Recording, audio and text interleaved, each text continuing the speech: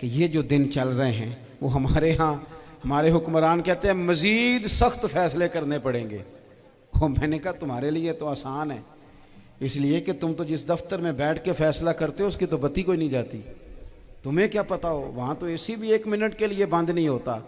یہ تو اس سے پوچھو باپ سے کہ جو عید سے پہلے اپنی بیوی سے مشورہ کر رہا ہے کہ عید آ گئی ہے، اگر بیٹی کے گھر کپڑے نہ بھیجے تو اس کی ساس باتیں کرے گی۔ اللہ کے بندوں میں سے جو عالم ہیں وہ رب سے ڈرتے ہیں، تو دینی تعلیم اس کی معلومات حاصل کرنے کی کوشش کریں، صحیح کریں۔ قرآن مجید کی ایک آیہ کریمہ کا کچھ حصہ جو میں نے تلاوت کیا، اس میں اللہ کریم نے فرمایا اپنے محبوب سے، کہا وَقُلْ رَبِّ زِدْنِی عِلْمًا، اے محبوب آپ میری بارگاہ میں یہ دعا مانگیں، آپ یہ عرض کریں کہ اے رب میرے علم میں اضافہ کر دے، اے مالک میرے علم میں اضافہ کر دے۔ بہت ساری چیزیں ایسی ہوتی ہیں جن کی زیادتی ٹھیک نہیں ہوتی، وہ زیادہ ہو جائیں تو نقصان کرتی ہیں، لیکن علم ایک ایسی چیز ہے کہ جس کے بارے میں رب کریم نے کہا کہ محبوب آپ دعا مانگیں کہ آپ کو زیادہ علم دیا جائے۔ اور پھر علم ایک ایسی چیز ہے کہ کوئی بھی آدمی یہ دعویٰ نہ کرے کہ میں نے بڑا حاصل کر لیا ہے، میری اب تکمیل ہو گئی ہے، میں اب مکمل ہو گیا ہوں۔ جن کو اللہ نے غیب کے خزانوں کی کنجیاں دی ہیں نا، ان سے بھی رب کریم نے کہا ہے کہ محبوب آپ دعا کریں کہ مالک میرے علم میں اضافہ کر دے۔ تو جب وہاں تک یہ بات ہے تو پھر عام آدمی کو بھی چاہیے کہ وہ اپنی معلومات میں اضافے کا شوق پیدا کرے۔ اور تیسری بات یہ کہ جو حضور کے علم شریف پر بات کرتے ہیں وہ بھی اس آیت سے سیکھیں کہ حضور کا علم تو ہر روز رب اس میں اضافہ فرما رہا ہے، تو ہر روز اضافہ ہو رہا ہے۔ وَلَلْآخِرَةُ خَيْرٌ لَكَ مِنَ الْأُولَىٰ، ہر روز ترقی ہو رہی ہے حضور کے علم شریف کی بھی۔ تو ہمارے ہاں زیادہ تر لوگ بات اس لیے سیکھتے ہیں کہ میں کوئی کہیں سے مسئلہ سیکھوں گا پھر جا کے اپنی مسجد کے امام کو تنگ کروں گا کہ وہاں تو میں یہ سن کے آیا ہوں تو یہاں یہ کام کیوں نہیں ہوتا۔ میں کوئی بات سیکھوں گا تو پھر میں اس سے بحث کا دروازہ کھولوں گا۔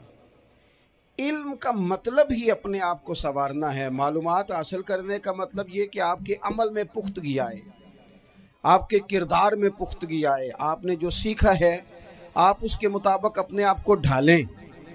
مسلم شریف میں موجود ہے، نبی پاک صلی اللہ علیہ وسلم نے دعا مانگی ہے، اے اللہ میں اس علم سے تیری پناہ مانگتا ہوں جو علم تو ہو پر نفع والا نہ ہو۔ جس بندے کے علم نے اسے نفع نہیں دیا، وہ کچھ سیکھ نہیں سکا اس سے، تو اس کا علم کسی کو کیا نفع دے گا جب خود سے اس نے۔ اور صوفیہ کرام تو فرماتے ہیں کہ جو لوگ بڑی معلومات حاصل کر لیں، بڑی باتیں سیکھ لیں، پنچایت میں کسی کو بولنے نہ دیں، گھر میں کسی کو بولنے نہ دیں، بہت سارے لوگ تو علماء کو بھی مشورہ دیتے ہیں، بڑی باتیں کرے لیکن عمل کے لحاظ سے بندہ زیرو ہو تو اہل دل فرماتے ہیں اس کی صحبت سے بچو۔ اسے بڑا پتہ ہے، بڑی باتیں آتی ہیں، بڑی باتیں کرتا ہے، لیکن گفتگو کی حد تک تو بہت بڑا ہے، عمل کے معاملے میں صفر ہے۔ بہت سارے لوگ مسجد کے حجرے میں میٹنگ ہو رہی ہوتی ہے اور وہ لمبی لمبی دلیلیں اور مشورے دے رہے ہوتے ہیں، نماز کا ٹائم آ جائے تو اٹھ کے چلے جاتے ہیں، کہتے ہیں میں اپنے محلے دی مسیتیں پڑھنی ہے۔ کئیوں کو کام یاد آ جاتا ہے۔ فرمایا کہ شخص کے پاس معلومات بڑی ہوں لیکن عمل کے معاملے میں بندہ زیرو ہو تو اسے بچنا کیوں؟ اس لیے کہ اگر پڑھا لکھا آدمی بے عمل ہونا تو وہ اپنی بے عملی پر بھی دلیلیں پیش کرتا ہے، وہ کہتا ہے میں یہ کام نہیں کرتا تو یہ میرے پاس دلیل ہے، وہ تو بے عملی کو بھی مزین کر دے گا معاذ اللہ۔ تو دینی تعلیم ایک تو حاصل اس لیے کریں کہ ہم نے اپنے آپ کو سنوارنا ہے، اور دوسرا علم کا شوق طبیعت میں ہو۔ دیکھیں نا، اللہ کے حبیب صلی اللہ علیہ وسلم نے فرمایا ہے کہ جو علم کے رستے پہ چل پڑا وہ جنت کے رستے پہ چل پڑا ہے۔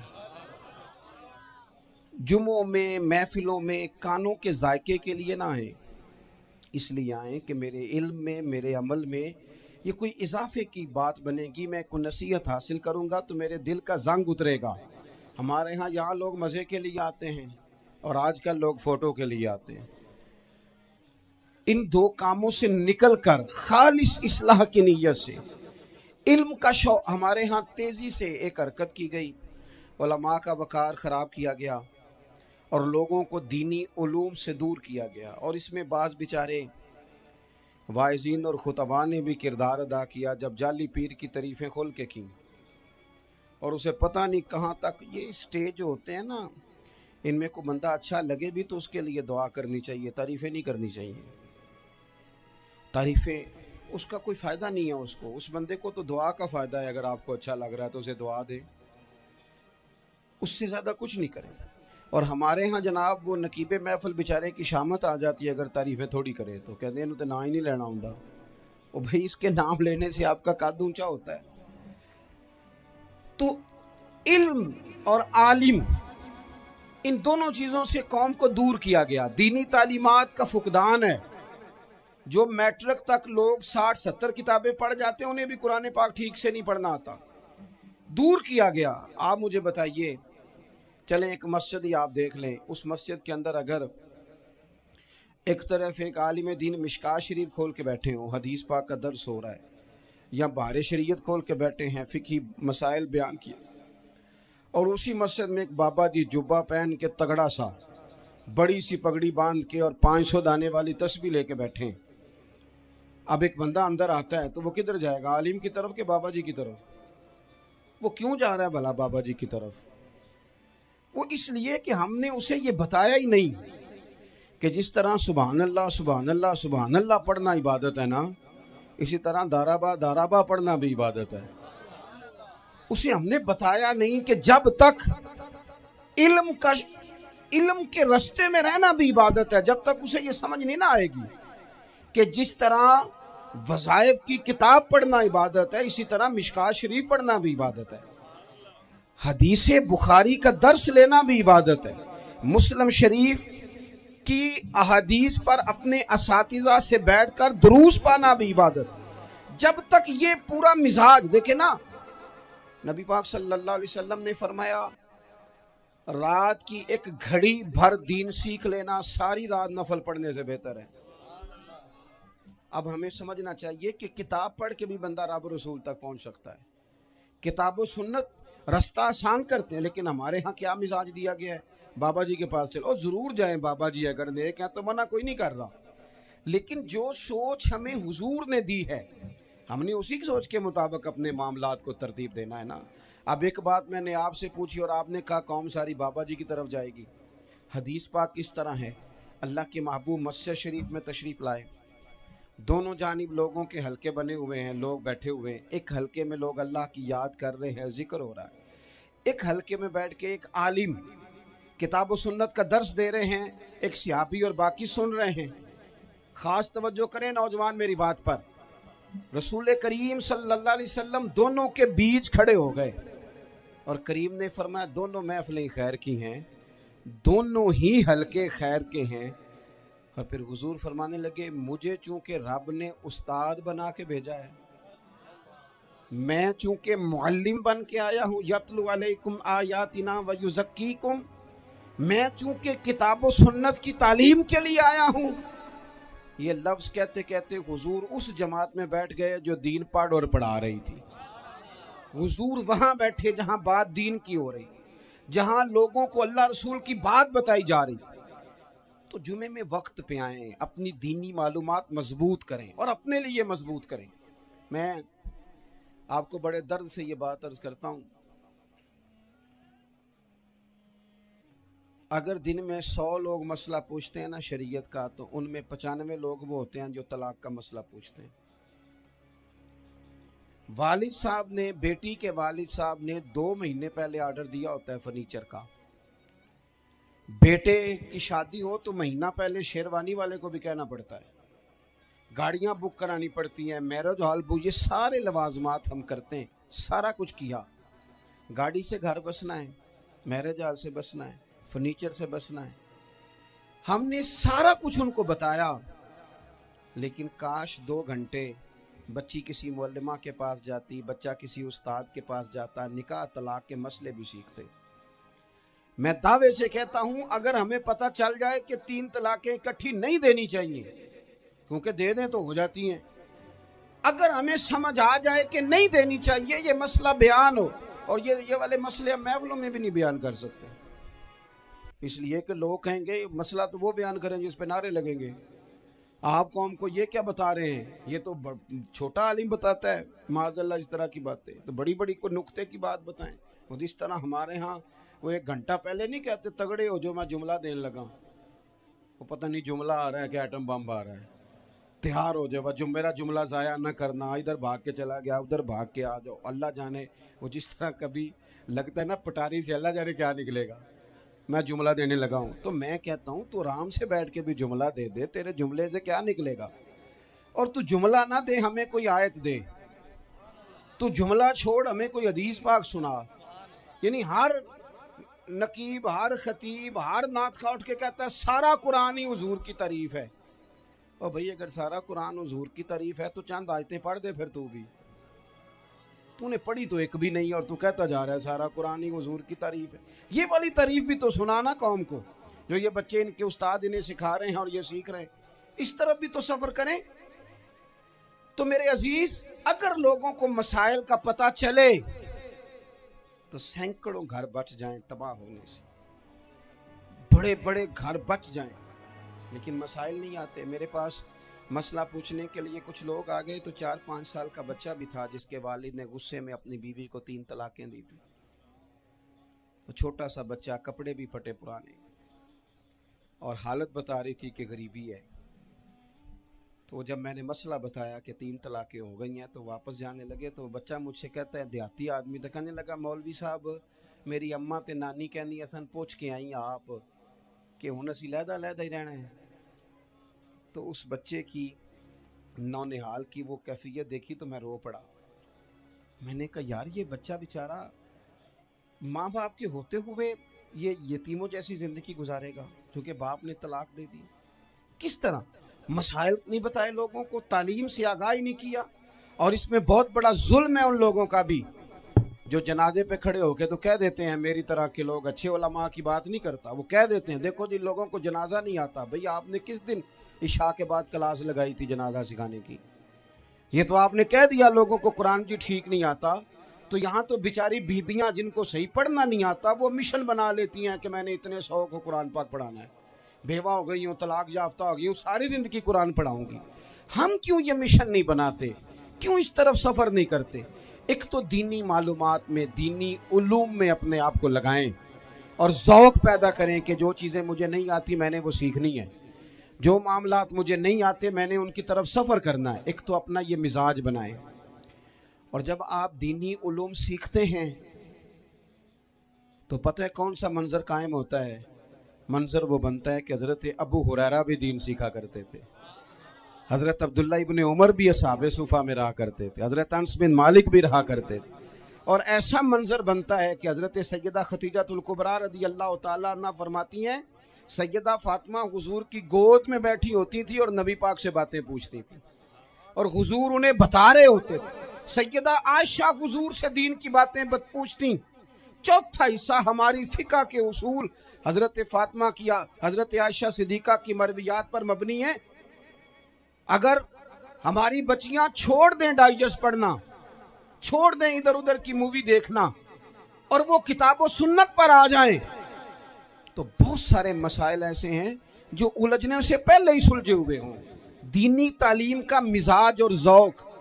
اور دوسری آیت کریمہ میں نے تلاوت کی، اللہ کریم نے قرآن مجید میں فرمایا یا ایھا الذین آمنوا قوا انفسکم واہلیکم نارا، اے ایمان والو خود بھی دوزخ کی آگ سے بچو اور اپنے گھر والوں کو بھی بچاؤ۔ او والد، وہ ماں جو بچوں کو بھوک سے بچانے کے لیے محنت کرتی ہے، ان کو مایوسی سے بہت سارے ماں باپ ایسے ہوتے ہیں جن کے پاس کپڑے لینے کے پیسے نہیں ہوتے عید پہ، کیوں؟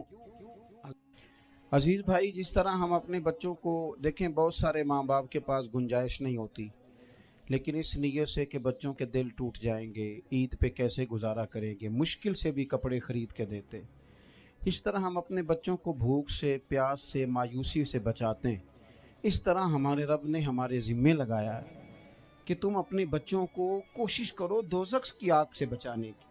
حضرت عمر فاروق رضی اللہ تعالیٰ عنہ نے عرض کیا تھا، یا رسول اللہ صلی اللہ تعالیٰ علیہ وسلم، اس آیہ کریمہ کا معنی کیا ہے؟ تو محبوب کریم علیہ السلام نے فرمایا، عمر، جن چیزوں کا اللہ تمہیں حکم دیتا ہے تم اپنے گھر والوں کو ان چیزوں کا حکم دو، جن چیزوں سے رب رسول تمہیں منع کرتے ہیں اپنے گھر والوں کو ان سے روکو، اپنے گھر کے اندر نفاذ دین کرنے کی کوشش کرو۔ میرے بھائی، بہت زیادہ آزمائش ہے ہمارے گھروں میں، بے چینیاں ہیں، اضطراب ہے، بچوں میں سختی ہے، بہن بھائی ایک دوسرے کے ساتھ لڑتے ہیں، مزاجوں میں تلخی آ گئی۔ کیوں بھلا؟ اس لیے کہ ماں باپ کو جو بہترین کردار اور جو حسین طریقہ گھر میں اپنانا چاہیے تھا، بچے تقریر باہر سے سنتے ہیں لیکن وہ فالو اپنے ماں باپ کو کرتے ہیں۔ اگر ماں باپ میں حوصلہ ہو، صبر ہو، اطمینان ہو، خودداری ہو، تھوڑے پر گزارا کرنے کا مزاج ہو، دیکھیں نا، آج ڈپریشن ہے، ٹینشن ہے، پینکس اٹیکس ہیں، بڑی ساری چیزیں آ گئی ہیں۔ کیوں بھلا؟ صبر نہیں، تحمل نہیں، بردباری نہیں۔ آزمائے، ایک دن ایک بچہ میرے پاس آ گیا مدرسے کا، اور آ کے وہ رونے لگا۔ میرے گھر والے کہنے لگے، کھانا چھوڑ دیں، پہلے اس کی بات سن لے۔ میں نے کہا، پتر کیا ہوا؟ کسی نے مارا ہے کسی استاد نے؟ کہنے لگے، نہیں حضرت، گھر فون کیا تھا تو میری اماں اور ابا کی لڑائی ہو رہی ہے۔ بچہ کانپ رہا ہے، ٹانگیں کانپ رہی ہیں۔ میں نے کہا، کیا ہو کیا گیا تمہیں پتر؟ لڑائی ہو رہی ہے تو گھروں میں ہو ہی جاتی ہے۔ کہنے لگے، نہیں، آپ کو پتہ نہیں، وہ بڑا سخت لڑتے ہیں۔ میرے والد جب میری والدہ کو مارنے کے لیے آگے بڑھتے ہیں تو ہم سارے چار پنجوں کے نیچے چھپ جاتے ہیں، ہمیں خوف آتا ہے، وہ منظر خطرناک ہوتا ہے۔ یہ کون تکلیف دے رہا ہے اپنے بچوں کو؟ یہاں بیٹھے، ہمارے ہاں میلوں دور رہتے تھے اس کے گھر والے، تو وہ تکلیف میں تھا، تو گھر میں کیا کیفیت ہوگی؟ اگر حوصلہ ہو، صبر ہو، قناعت ہو، اللہ کے دیے ہوئے تھوڑے رزق پر ہمیں راضی رہنا آتا ہو، ہمارے گھروں میں سکون آئے، اطمینان آئے، ہم جو زندگی بڑی خوشی خوشی گزار سکتے ہیں۔ ہمارے مزاجوں کا لالچ، ہماری طبیعتوں کی بے راہ روی، ہماری جھوٹی انا کا بت، ان ساری چیزوں کو ختم کر دیتا ہے۔ اپنی زندگی کے اندر اگر ہم وہ کردار اپنے بچوں کو دیں، جس کردار میں موبائل بھی ہو، جس میں گاڑی بھی ہو، جس میں پیسے بھی لا کے ابا دراز میں رکھتا ہو، لیکن والد کا گھر میں مصلی بھی موجود ہو، اس کی کوئی تسبیح بھی ہو، وہ یہ بھی کہتا ہو کہ خدا نے اپنے فضل سے آج 5,000 دیا ہے تو اس میں 1,000 غریبوں کا بھی ہے، اس میں تھوڑا سا میں نے اللہ کی رضا کے لیے بھی رکھا ہے۔ اگر کوئی مشکل آ جائے تو وہ باپ اور ماں کو صبر کرتا ہوا دیکھتے ہوں، اگر ایک باپ کر بات کرے تو دوسرا برداشت کرتا ہو۔ خدا را اپنی اولادوں کو اس اذیت کا شکار نہ کرو۔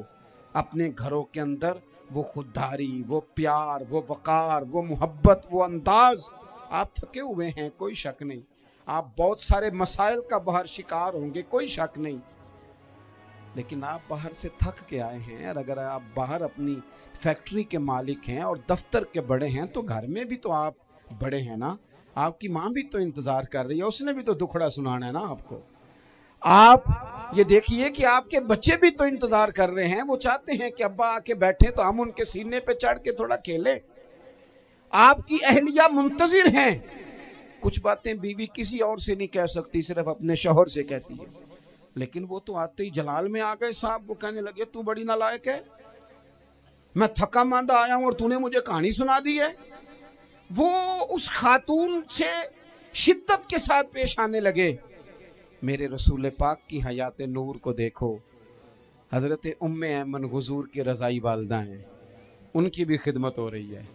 حضرت حلیمہ سعدی آ رہی ہیں تو خدمت ہو رہی ہے۔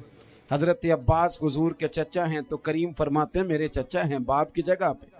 حضور دوست احباب صحابہ غلاموں سب کے ساتھ پیار کر رہے ہیں۔ 9 ازواج مطہرات ہیں گھر کے اندر، اور کیفیت یہ ہے کہ حضور صرف ان کی ضرورتوں کا ہی خیال نہیں کرتے، خواہشات کا ہی خیال نہیں کرتے، بلکہ میرے کریم کا طریقہ یہ ہے کہ کوئی بندہ آج بول کیا رہا ہے، وہ کہاں کھڑا ہے، آج اس کے جملے کس طرح کے ہیں، اس کا لہجہ کس طرح کا ہو گیا ہے اور اسے ٹھیک کیسے کرنا ہے. محبوب اس کا خیال فرماتے, توجہ کرتے. میں کہتا ہوں کہ ہم سب کو شوق آیا ہے آرام کرنے کا. میں صبح 11 بجے سے پہلے اپنے گھر سے نکل آیا تھا اور یہ وقت آ گیا ہے اور رات کو خدا جانے کس وقت گھر پہنچنا ہے. کئی دفعہ کیفیت یہ ہوتی ہے کہ گاڑی سے اترتے ہیں تو پھر دل کرتا ہے کہ کوئی اٹھا کے چلائے نا کبھی. اس کے باوجود بہت سارے لوگ ناراض رہتے ہیں کہ ہم سے مل کے نہیں گئے, فوٹو نہیں کھنچوا کے گئے, فلانی جگہ چائے نہیں پی کے گئے. یہ تسلسل ہے. لیکن میں جتنا مرضی تھکا ماندہ گھر جاؤں گا نا, کبھی ایسا نہیں ہوا کہ میں گھر جاؤں تو بڑی ٹینشن میں جاؤں. میری گھر والی ایک دن مجھ سے کہنے لگی, آپ نے کبھی نہیں کہا کہ میں تھکا ہوا ہے. بندہ تھک بھی تو جاتا ہی ہے نا, کبھی کہاں کرے نا. میں نے اسے کہا پتہ کیوں نہیں کہتا, اس لیے نہیں کہتا کہ میں نہیں چاہتا کہ میرے بچے یہ کہیں کہ ہم نے دین نہیں پڑھنا, ہمارا باپ تو بڑی مشکل میں ہے. ہم اپنے کام کے بارے میں اپنے گھر میں شکوے کرتے ہیں. آپ کسی بچے سے پوچھ لیں کون سا کام کرنا ہے, کہنا جڑا ابا جی کر دے رہے ہیں وہ نہیں کرنا. کیوں کہ ابا جی ہر روز تو کہتے ہیں میں بڑا الجھ گیا ہوں, یہ کام بڑا مشکل ہے. میں چاہتا ہوں کہ میں اپنے بچوں کو یہ بتاؤں کہ پتر میں تو جدھر جاتا ہوں پھول ہی پھول ہیں, میں تو جدھر سے گزرتا ہوں محبت ہی محبت ہے, میں تو جدھر سے دیکھتا ہوں دعائیں ہی ملتی ہیں, تاکہ ان کا شوق پیدا ہو. میرے عزیز, آپ تھوڑا سا دل بڑا کریں.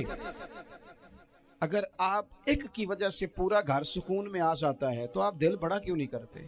جگہ ڈھونڈتے ہیں بس مجھے کوئی تنگ نہ کرے, کوئی میری باپ ماں بدولت کو کوئی پریشان نہ کرے. بخاری شریف سنیے, حضرت عائشہ صدیقہ رضی اللہ تعالیٰ عنہ بیٹھی ہیں. حضور فرمانے لگے, عائشہ آج ایک بات نہ بتاؤں تمہیں؟ یا رسول اللہ بتائیے. حضور فرمانے لگے, جب تم مجھ سے ناراض ہوتی ہو تب بھی مجھے پتہ چل جاتا ہے, اور جب راضی ہوتی ہو پھر بھی پتہ چل جاتا ہے. تو حضرت سید عائشہ صدیقہ بات سن کے بڑی خوش ہوئی. یا رسول اللہ وہ کیسے؟ حضور فرمانے لگے, کبھی کبھی تم قسم اٹھاتی ہو. یا رسول اللہ ہاں. فرمایا جب ہوتی ہو نا راضی, خوش, تو پھر کہتی ہو مجھے رب محمد کی قسم صلی اللہ علیہ وسلم. پھر تم میرے نام کے ساتھ رب کریم کا نام ملا کے قسم اٹھاتی ہو, رب محمد کی قسم. یا رسول اللہ بالکل ایسے ہی ہے. اور فرمایا جب تمہارے دل میں کوئی بات ہوتی ہے نا تو پھر تم کہتی ہو مجھے رب ابراہیم علیہ السلام کی قسم, پھر تم رب محمد نہیں کہتی. یہ بخاری مسلم میں موجود ہے. حضرت عائشہ صدیقہ نے تو بات سنی تو کھل گئی طبیعت, کہنے لگی کریم صدقے جاؤں, یہاں تک خیال فرماتے ہو, کس کے جملے کہاں پہنچ گئے, یہاں تک خیال ہے. فرمایا مجھے پتہ چل جاتا ہے کہ تمہاری کیفیت کیا ہے, کہاں کھڑی ہو. او بھئی ہم تو اپنی ماں کا بھی خیال نہیں رکھتے. ہمارا باپ کہاں بیچارہ کھڑا ہے, وہ تو انتظار میں تھا کہ کوئی 10 منٹ میرے پاس بیٹھے گا. توجہ ہی نہیں, جذبات کا خیال ہی نہیں. حضرت عائشہ صدیقہ بات سن کے عرض کرنے لگے, یا رسول اللہ مجھے رب محمد کی قسم ہو, میں صرف نام چھوڑتی ہوں, میرے دل میں ہر وقت مدینے والے محبوب ہی رہتے ہیں, نام ہی چھوڑتی ہوں صرف. او میرے دوست تھوڑا سا جا. اور دوسرا عرض کروں گا, دولت اگر بہت عالی چیز ہوتی نا, بہت قیمتی, تو سب سے زیادہ سیدہ عائشہ کے گھر میں ہوتی.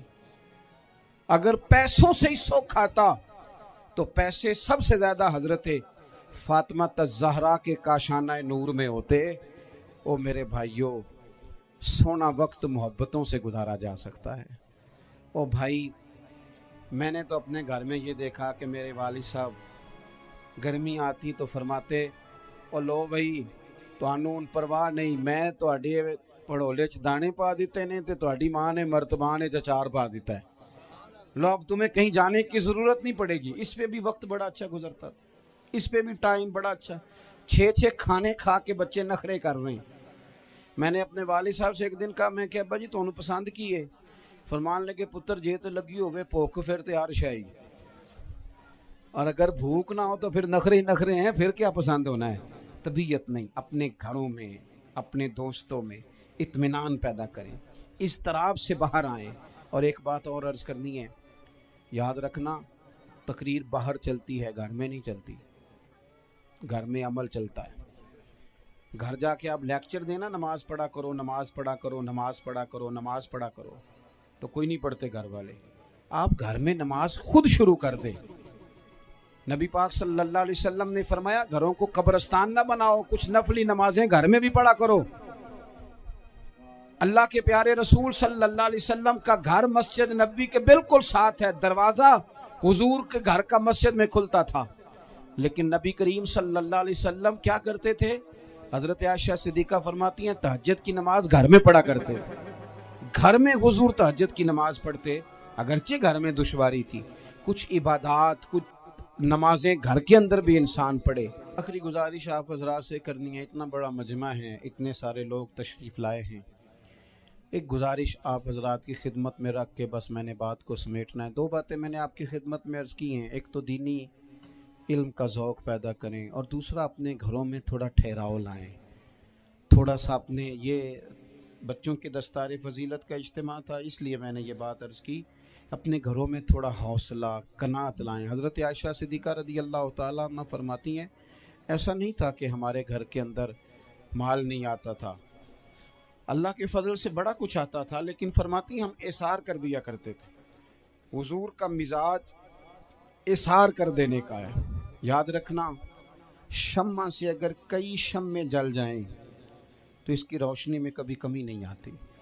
हज़ारों दिए भी जल जाएं तो ये दिए मांद नहीं पड़ते। महंगाई बड़ी ज़ोर की हो गई, गरीब आदमी की आजमाइश बढ़ गई। हमेशा महंगाई से गरीब लोग मुतासिर होते हैं। अमीरों की तो चीज़ें महंगी हो जाती हैं, वो तो सिंगल उन्होंने जमा की होती हैं, महंगी होती हैं तो डबल में बेचते हैं। गरीब पिसता है। लेकिन दुख की बात यह है कि हम एक दूसरे का साथ नहीं देते। मकरूज ज़हनी अज़ियत का शिकार है। 3 दिन है ना ईद के, तो एक जोड़े से भी गुजारे जा सकते हैं, एक से भी। अक्सर लोग तो वैसे ही ईद की नमाज पढ़ के सो जाते हैं, और जो बेदार भी हैं वो भी कपड़े बदल करके जानवर के ज़िबा में मशगूल हैं। हमने इस ईद पे कोशिश करनी है कि हमारी गली में, हमारे मोहल्ले में, हमारे दाएं बाएं थोड़ा सफ़र करें, बच्चों को देखें, सरकारी स्कूल से निकलते बच्चों को देखें, मसाजिद मदारस से निकलते बच्चों को देखें। हम ना एक एक दो दो का साथ दें। ये जितनी सियासी जमातें काम कर रही हैं, जिनकी हुकूमत थी, जिनकी है, पता नहीं कल किसकी आएगी, मैं तो ज़ाती तौर पर इनसे पूरा मायूस हूँ। मुझे तो नहीं लगता कि जितने लोग आज तक हुकूमत कर चुके हैं, बार बार आते हैं या पिछली हुकूमत गई है, इनके पास कोई प्लान ही नहीं है। ये तो बेचारे एक दूसरे की टांगें खींचने के अलावा ना कुछ कर सके हैं, ना उम्मीद है कुछ करेंगे। लेकिन गरीब की तकलीफ़ बढ़ गई है। मेरे पास 20 लोग आते हैं, आते तो वो दुआ का कहने हैं, आते तो सिर्फ ये बताने हैं कि इस मुश्किल में हूँ, दुआ करना। लेकिन दोस्तों, लोगों की बातें सुन के बड़ी तकलीफ़ होती है। हम क्या किसी की मदद कर सकते हैं? हमारे लिए तो मदारस चलाने मुश्किल हैं, लेकिन लोग अज़ियत का शिकार हैं। ज़हनी कर्ब के नीचे लोग आ गए, इतनी बड़ी अज़ियतें खड़ी कर दी गई हैं। थोड़ा थोड़ा देखो, 2 का खाना 3 भी तो खा ही सकते हैं ना, 3 का खाना 4 भी तो खा ही सकते हैं ना। मेरे महबूब ने हमें ये नहीं कहा था ज़्यादा गोश्त पकाना, बल्कि रसूल पाक ने तो रंग ही बड़ा सादा दिया है। करीम ने फरमाया आयशा शोरबा ज़रा ज़्यादा कर लो, पड़ोसियों को भी सालन दे देंगे। थोड़ा शोरबा ज़्यादा कर लो, इसी को बढ़ा लो, थोड़ा शोरबा बढ़ा लें, थोड़ा थोड़ा एक दूसरे की मदद करें, दस्ते शफ़क़त रखें। गलियों में सुनसान लोग, अब तो लोग एक दूसरे से दुख भी नहीं कहते, वो कहते हैं देना किसी ने है कुछ नहीं, और तमाशा अलग से बन जाएगा। दोस्तों, हमने खुद एक दूसरे का हाथ बटाना है। जो लोग साहिब सरबत हैं, देखो एक ही बाप की औलाद होती है, एक को अल्लाह बड़ा नवाज देता है, 2-3 कमज़ोर रह जाते हैं। उसको चाहिए वो दूसरों पे दस्ते शफ़क़त रखे। एक गली में सारे लोग एक ही कबीले के, एक ही इलाके के, एक आगे निकल गया है, उसे चाहिए वो दूसरों का ख्याल करे। अजीज़ भाइयों, हमने इस कमर तोड़ महंगाई के दौर में, मैंने जुमे में अमीर लोगों से कहा था कि कुर्बानियाँ करनी तो है ही, तो तुम तो सारा साल गोश्त खाते हो। क्या आपको बताऊं कि हम उस वतन में रहते हैं जहाँ फ्रिज और फ्रीज़र बड़ी से पहले ज़्यादा बिकते हैं। फ्रिज नहीं ले आओ, बड़ी ले आओ, चूँकि गोश्त सेव करना है, सारा साल भी तो मिलता है ना अमीरों। मैंने तो कहा था उस गांव में ले जाओ जहाँ कुर्बानी कोई नहीं कर रहा, ذبح ہی وہاں جا کے کر لو. تھوڑی سی گنجائش بنائیں اپنے دلوں میں. یہ ضروری نہیں کہ سامنے والا آپ کا شکریہ بھی ادا کرے. حضرت عائشہ صدیقہ رضی اللہ تعالیٰ عنہ، اماں جی ایک کنیز رکھی ہوئی تھی، حضرت عثمان غنی نے دی تھی کہ آپ کی خدمت کریں گی. تو وہ کنیز کہتی ہے کہ اماں جی تو میری بھی روٹیاں پکا دیتی تھی، وہ تو میرے لیے بھی کھانے کا اہتمام کر دیتی تھی، لیکن کوئی دروازے پہ اگر مانگنے آتا تو حضرت عائشہ صدیقہ مجھے کہتی اسے خیرات دے آؤ.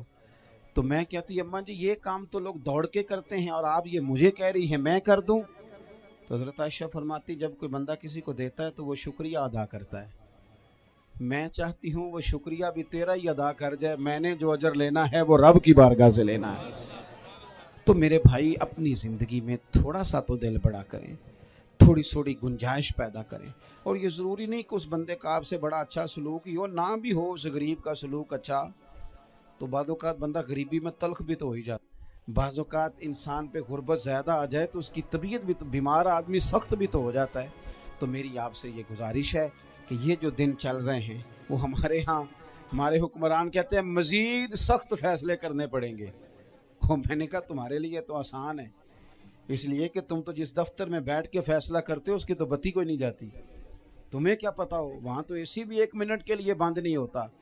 یہ تو اس سے پوچھو باپ سے کہ جو عید سے پہلے اپنی بیوی سے مشورہ کر رہا ہے کہ عید آ گئی ہے، اگر بیٹی کے گھر کپڑے نہ بھیجے تو اس کی ساس باتیں کرے گی.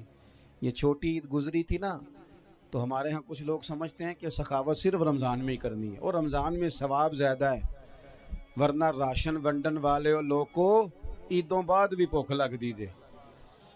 عید کے بعد بھی اسی طرح ہی غریب کے ساتھ پیٹ ہوتا ہے، لیکن توجہ نہیں. ایک تو ذوق علم پیدا کریں، ایک اپنے گھر میں اطمینان کا ماحول لائیں. تیسری گزارش یہ ہے کہ مہنگائی اور سختی کے اس دور میں اپنے مسلمان بھائیوں کا، عزیزوں کا، اہل محلہ کا ہاتھ بٹائیں، پیار کریں. اللہ کے حضور دعا ہے اللہ ہماری اس حاضری کو قبولیت کا شرف عطا کرے. آخر دعوانا ان الحمدللہ رب العالمین.